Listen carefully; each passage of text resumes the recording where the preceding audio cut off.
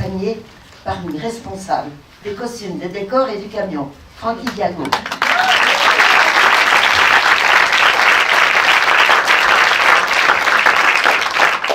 Et l'autre jour, la première soirée, on a réussi à être 7 ou 8, c'est-à-dire 40 ans après, ceux qui avaient joué, les responsables pour l'image, pour le son, tout ça, on s'est retrouvés. Alors ici on n'est que 2, mais elle a compté beaucoup dans le film.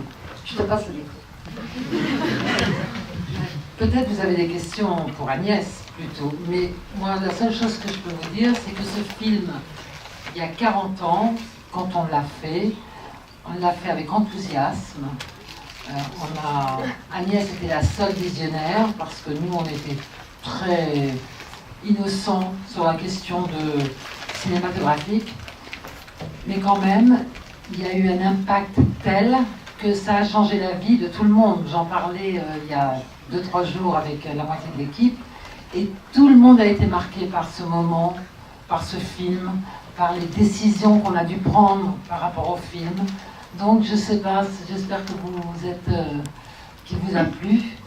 Et puis je retourne le micro à Agnès parce que c'est elle qui doit vous dire des choses.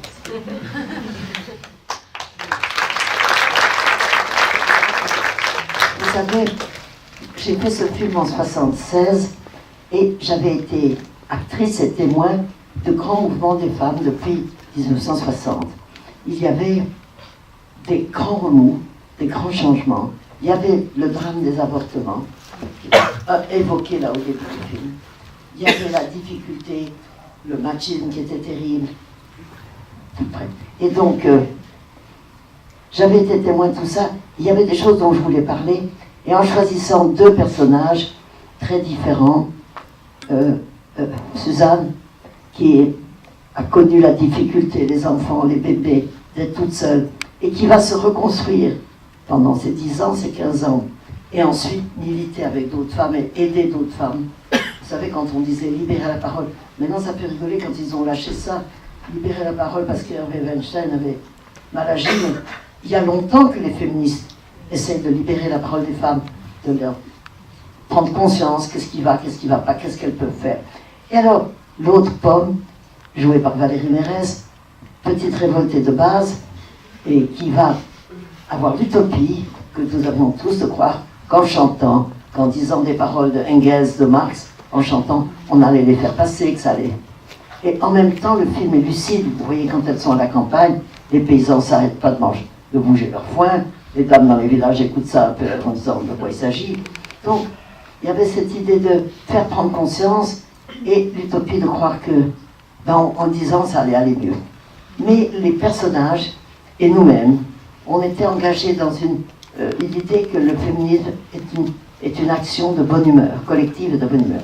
Vous savez, on avait tendance à dire que les féministes étaient des emmerdeuses, des mal baisées, des hystériques. On entendait ça tout le temps. Et nous, ce que je voyais autour de moi, parce que j'en ai fait partie, c'est que les femmes ensemble étaient d'accord de faire cette lutte et elles le faisaient de bonne humeur. Toutes ces manifs qu'on a fait auprès des tribunaux, quand il y avait des procès dégueulasses de petites qui avaient avorté, qu'on mettait en prison, et toutes ces choses-là, on allait soutenir, mais pas de façon sinistre. On pensait que c'était joyeux d'être féministe. Je le pense toujours, mais je veux dire que ces années-là, ça a une flambée quand même. Et le film essaye de raconter ça à travers ces 2 destins et des tas de petites situations annexes qui étaient réelles. Par exemple, tant que les lois n'avaient pas été, la loi de Simone Veil n'était pas passée, qui dépénalisait l'avortement, il y avait ces voyages à Amsterdam, organisés par le planning familial, qui ne coûtaient pas trop cher, et on pouvait emmener des femmes faire cette intervention de façon médicale et bien. Et dans tous ces voyages, il y avait toujours une trentaine, une quarantaine de femmes. Et on en emmenait toujours 2, moi j'ai fait partie de ça, 2 qui étaient de bonne humeur, qui n'avaient pas pour avorter, et qui étaient là pour soutenir le moral des troupes. Alors ça, j'ai voulu le raconter. On voit Pomme qui accompagne un voyage comme ça, et qui leur fait faire un petit tour en bateau. Donc il y avait l'idée, est-ce qu'on peut quand même propulser la bonne humeur dans des situations qui ne sont pas particulièrement faciles. Donc je crois que le film témoigne de ça. Et si vous avez des questions, on est à votre disposition, autant Francky que moi. Moi je voulais dire que j'ai vu le film quand il est sorti en salle, je l'ai revu aujourd'hui avec un plaisir. J'ai retrouvé des émotions du moment, et puis bon, tout ce combat qui continue et puis qui n'est pas fini. Voilà. Mais c'est magnifique. Ouais. C'est beaucoup de bonheur. Voilà, j'étais vraiment ravie de le revoir. C'est important de penser qu'un film sur un sujet si sérieux, quand même, dégage surtout bonne humeur et un certain bonheur de cinéma. Et puis ces trois filles orchidées, elles étaient pimpantes et elles chantaient de bon cœur. J'avais écrit les paroles de bon cœur. Il y avait ce grand escroquerie de François Vertemer qui était là l'autre jour, toujours habillé en blanc. Et vous savez. Et c'était la première équipe mixte, vraiment mixte, parce qu'il y avait 50% hommes, 50% femmes, accidentellement. Agnès n'avait pas. Non, accidentellement, le pourcentage, pas le choix des gens. Oui, mais il y avait cette idée. Vraiment... Il y avait l'idée qu'il fallait faire des équipes mixtes. Parce qu'autrefois, c'était seulement la script girl et la maquilleuse, d'habitude, avec ça. Et là, on avait des personnes compétentes. Il y avait une fille au cadre, et les cadres sont vraiment beaux, c'est bien filmé. Il y avait une fille au point, et il y avait, pas au point, au point. Et ce qu'on a j'avais une assistante, il y avait plein de femmes qui étaient responsables. Et ce qui est rigolo, c'est qu'on l'avait metté plus loin. On avait dit, il y a beaucoup d'enfants sur le tournage. Et une fois de plus, on ne veut pas que ce soit que les femmes qui s'occupent. Donc on avait obtenu, et il y a eu des photos très drôles. Alors l'électricien, avec cette pince à linge là pour tenir les reflets, on voit une photo de l'électricien qui lange un bébé, le régisseur qui donne le biberon. C'est-à-dire on avait dit qu'on partagerait de bonne humeur ces fameux stages qui sont pour les femmes, faire le café et s'occuper des enfants. Et là vraiment, les hommes s'occuper du café des enfants avec nous. Ça, c'était une petite victoire dans le quotidien, et c'est si important. Bonjour, moi je suis né l'année où est sorti le film, donc comment le film a été accueilli en fait? Très très bien. Toujours avec les ricanements de ceux qui disaient qu'est-ce qu'elles ont les femmes, mais qu'est-ce qu'elles veulent. Il y a d'ailleurs un film de Colline Serrault qui s'appelait Mais qu'est-ce qu'elles veulent.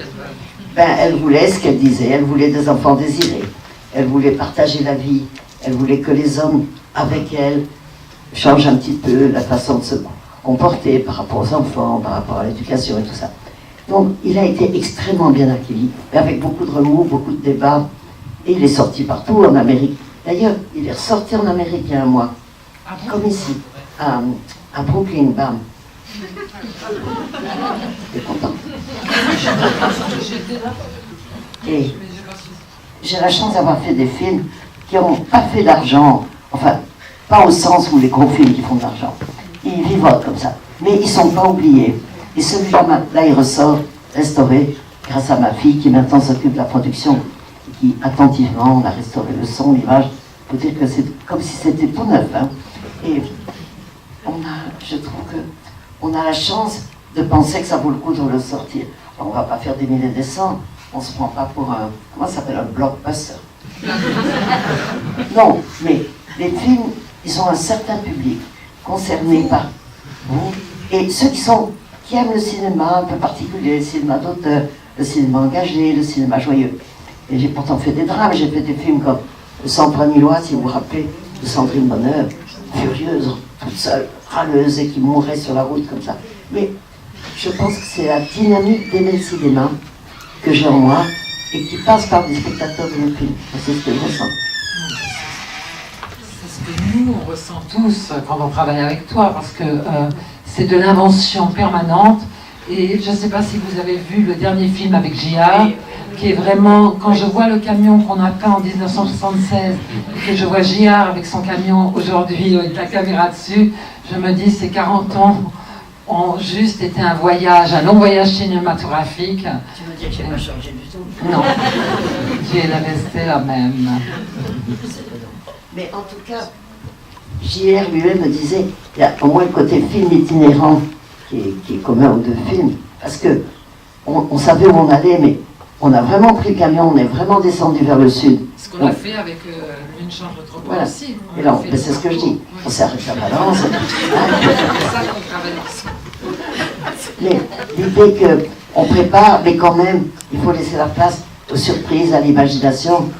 Alors, par exemple, il y a, tu sais, la scène, vous avez vu la scène où, en même temps, on donne aux femmes le droit de choisir de ne pas vouloir d'enfants, En même temps, on voulait chanter le plaisir d'être enceinte.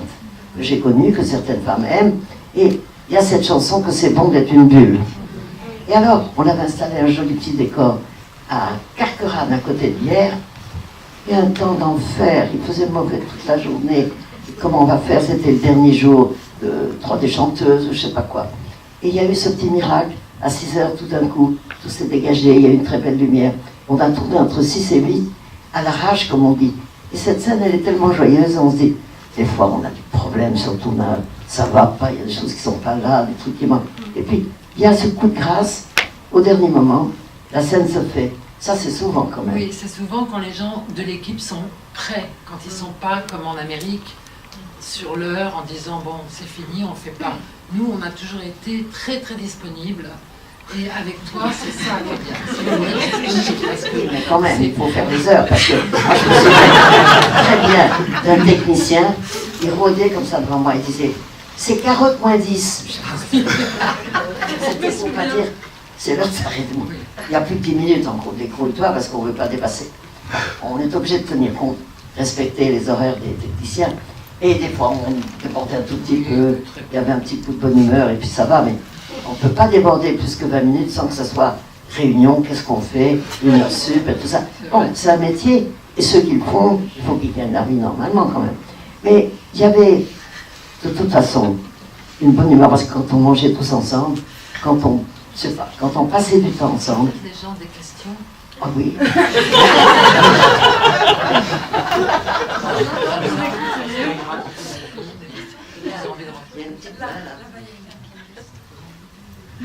C'est joli pour un film ancien, comme il y a du monde dans la salle, ça me fait plaisir. Merci d'être là.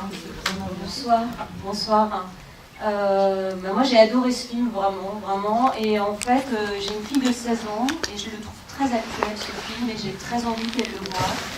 Et je voulais savoir s'il y avait des projets de collaboration avec des lycées, parce que je pense qu'il faut que les jeunes filles voient ce film, vraiment. Et les jeunes garçons, ouais, c'est vrai. Ça, ma fille, mais Et les hommes, et les jeunes garçons aussi, bien sûr. On sait que l'éducation nationale a fait circuler certains de mes films. Je sais que les glaneurs et la glaneuse, c'était collège au cinéma, Saint-Antoine aussi, lycée au cinéma. Plusieurs de mes films, Jaco de Nantes, avec les enfants. Mais on n'a pas encore proposé ça, mais je suis assez d'accord que pour les lycéens, il y en a peut-être qui se rendraient compte que les possibilités, les facilités d'aujourd'hui, qui posent quand même des problèmes, mais elles ne peuvent pas se rendre compte, les jeunes filles, quand elles ont leur petite pilule, leur petite capote, tout ça dans la poche, que c'est un combat pour obtenir d'en avoir le droit et de ne pas être traité de salope si on a quelque chose dans le sac. Ça fait aussi partie des choses qui ont été des tabous qu'il a fallu remonter peu à peu. Il y a une femme que je connais qui a organisé dans un lycée une projection d'un film qui n'était pas celui d'Agnès, d'ailleurs je lui en parlais, qu'elle fasse celui d'Agnès, mais sur un sujet comme ça qui était très très important pour les jeunes filles. Et je crois que si une élève est motivée, voit le film, est motivée, elle peut peut-être organiser un ciné-club ou quelque chose pour que toutes ses amies le voient, garçons et filles. Il y a quelque chose à faire de toute façon, parce qu'il faut que cette nouvelle génération le voit pour comprendre où ils en sont, il me semble. Et d'où ça vient, oui, absolument. Oui, je voulais savoir si vous venez de sortir le film cette semaine. Mercredi. Vous avez une pensée pour Simone Veil, dimanche? Moi, j'y suis allée au Panthéon. Je me suis pris une suée. J'étais devenue toute rouge parce qu'il faisait très très chaud. Mais j'avais beaucoup d'admiration pour cette femme. Et c'était extraordinaire parce qu'elle a énormément fait pour les femmes. Et pour toutes les femmes, les plus simples. Mais elle était quand même toujours bon chic, bon genre, tailleur Chanel, collier de perles, tout ça. Et elle a été militée dans les prisons. C'est-à-dire que c'est très intéressant parce qu'il y avait le côté dame bien élevée qui a été acceptée par les députés. Parce que si elle avait été une furieuse ou déguisée comme nous, ça n'aurait pas marché. Mais elle a fait un travail extraordinaire. Des choses qu'on ne connaît pas bien, des choses pour les femmes, et évidemment ce combat pour dépénaliser. Et vous avez presque tous vu d'ailleurs le témoignage de quand elle était à l'Assemblée. Elle s'est fait huer, elle s'est fait crier dessus. C'était une femme courageuse. Et moi j'ai eu l'occasion de la rencontrer au moment où il y a eu un hommage au Juste au Panthéon. Et j'avais fait un film. Et donc je lui avais montré, je l'ai un peu rencontré plusieurs fois. Et j'avais été très frappée avec son air de un bec comme ça. Elle avait été émue, je l'ai vue pleurer, je l'ai vue ne pas supporter une fois de plus ce drame de l'Holocauste qu'elle avait connu, qui était en elle vraiment. Et quand même, elle tenait une route. Je crois que c'était une femme très extraordinaire et c'est bien qu'elle soit au Panthéon avec son chéri. Juste, je voulais savoir si vous aviez des nouveaux projets. Déjà tenir debout, des fois c'est dur. J'aime me taper 90 ans quand même. Alors, ce qu'il y a, c'est que...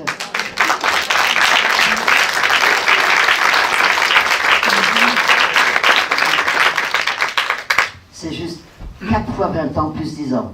Ça fait beaucoup. Mais je suis en train de faire un documentaire qui reprend en fait des petites conférences que j'ai faites à droite, à gauche, sur le cinéma, et je les fais en film, 2 films de 54 minutes, parce que justement, j'en ai un petit peu marre d'aller faire des conférences. Là, je dois en faire encore une, je ne sais pas où. Je pars à Liverpool, il faut que j'en parle. Partout où je vais, on me demande causer un peu. Je vais à Londres, il faut que je parle. Alors, je vais faire ça. Alors, on enverra le film. Et moi, je serai chez moi. Voilà, c'est ça mon projet, de ne plus toujours aller. Même je suis contente de vous rencontrer, mais il faut que je commence à pouvoir rester chez moi de temps en temps.